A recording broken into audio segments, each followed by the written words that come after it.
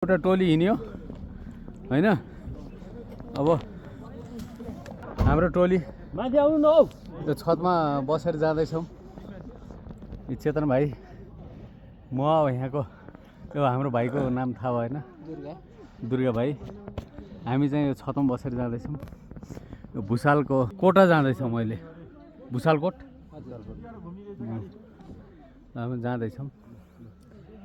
बाटो थोरै गाह्रो छ, ब्याक गरेर मिलाएर जानुपर्ने ठाउँ रहेछ।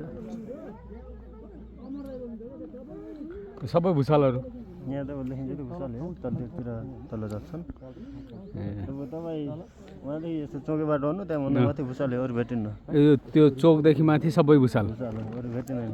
ए ल 16औं शताब्दीदेखि यो ठाउँमा चाहिँ भुसालहरूको बस्दै आएको भन्ने यहाँको अहिलेको किंवदन्ती पाइयो। भुसालहरूले ल यताबाट आउनुहोस्, यताबाट बहुत अप्ठ्यारो फिल भयो। उताबाट आउनुहोस् बा, उताबाट एकदम सजिलो हुन्छ त्यहाँ हुनलाई। नबसेर हो नि त धेरै नबसेको